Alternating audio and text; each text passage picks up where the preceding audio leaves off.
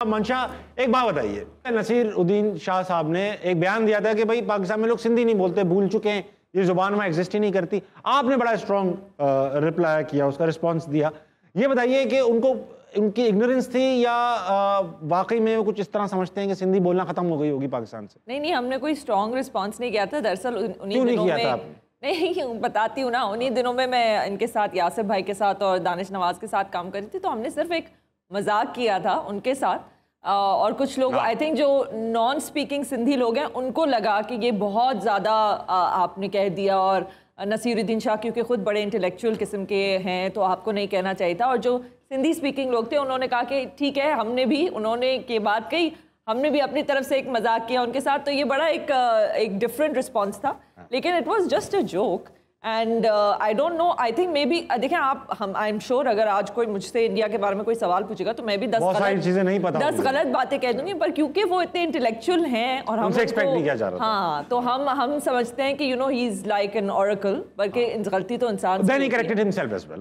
Yes, it's not a big deal. जी हाँ, ठीक है। या मैंने लिखा था, as a proud Sindhi who speaks the language within her household, I beg to differ. हाँ, it's not strong. It's not a strong statement. मैंने पता नहीं क्या कह दिया नसीरुद्दीन शाह को, ऐसा तो कुछ नहीं है। ऐसा है कि जबरान क्योंकि पॉलिटिक्स में है और काफी स्ट्रॉन्ग पॉलिटिशियन है वो, इन द सेंस कि वो हर उस इशू के ऊपर बात करते हैं जिसपे हम सब डरते हैं बेसिकली, और वो नहीं डरते।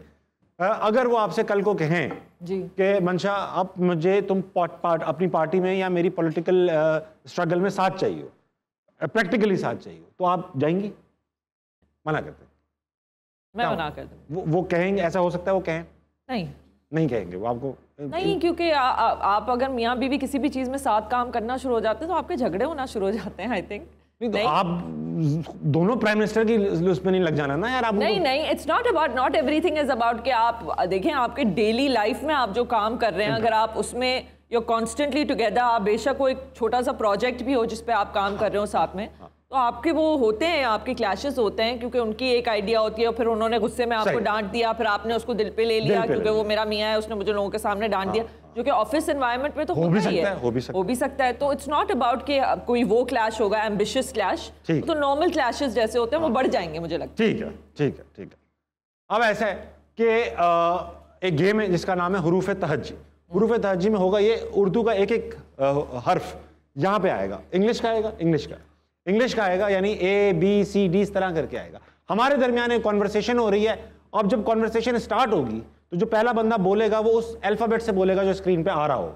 इंग्लिश में या उर्दू में? इंग्लिश नहीं बोलेगा, उर्दू में, अल्फाबेट इंग्लिश में आएगा। स्टोरी ऐसी बना लेते हैं कि मैं सेंसस का, स्टोरी में भी होगा ये कॉन्वर्सेशन, किस बात पे करेंगे? अच्छा। मैं एक सेंसस वाला, मर्दमशुमारी वाला इंस्पेक्टर हूँ, आपके घर आया हूँ और आप बच्चे छुपा रही हैं अपने, ठीक है? मेरे 2 ही हैं 8-10, ठीक है? ओके, आप बन जाओ सेंसस वाली, मैं बच्चे छुपा लूंगा। नहीं, मैं बच्चे छुपा लूंगा, मैं बहुत अच्छे बच्चे छुपाता हूँ। आप इजी वाला काम लेना है? अच्छा चलो ठीक है, इजी वाला काम लेना है। मैं इंस्पेक्टर, मैं बच्चे छुपा रही हूँ। आप हैं मंशा? बस हाँ, मुझे तो यही लगता है कि मैं हूँ मंशा। कार्ड दिखाइए। दानिश बेटा, जाके जरा कार्ड तो ले आना मेरा।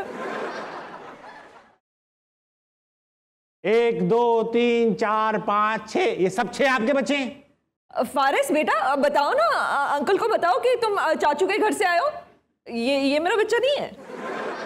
गालियां दे रहा है ये मुझे। फारिस, हाथी कोई गाली थोड़ी ना होती है, हाथी तो बोला है आपको। इंतहाई गंदी गाली थी, हाथी का बच्चा बोला है इसलिए। जानू अंदर जाओ। कुत्ता।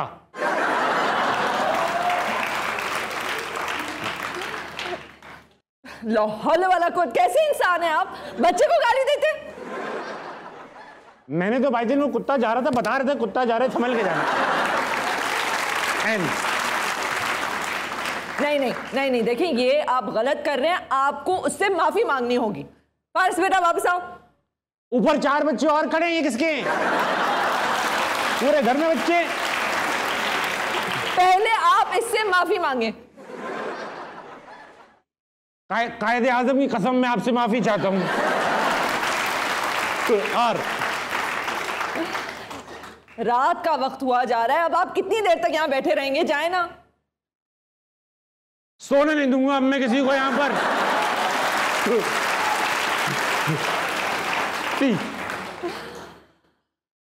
टाइम बहुत लेट हो रहा है, बस जाएं अब। उधर 3 बच्चे और खड़े हुए।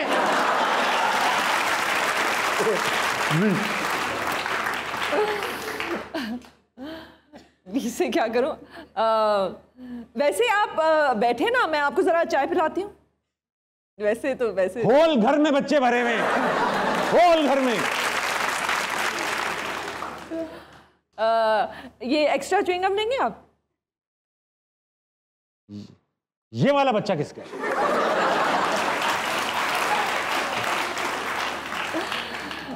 ज़ुरैन है ये तो आप ही का बच्चा है, आप अपने साथ लेकर आए हो ये।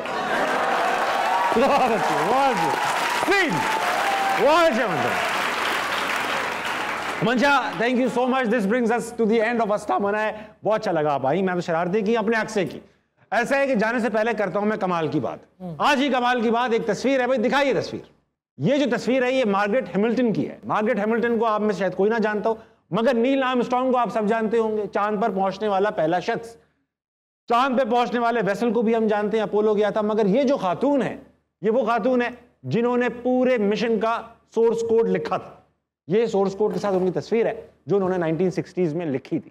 ख़वातीन और हज़रात, अक्सर हम बड़ी बड़ी अचीवमेंट्स में फेसेस का जो है एक्नॉलेज करते हैं। जैसे मैं शो को होस्ट करता हूं, अगर ये बहुत अच्छा करता है तो लोग कहते हैं ताबिश भाई बहुत अच्छा कर रहे हैं।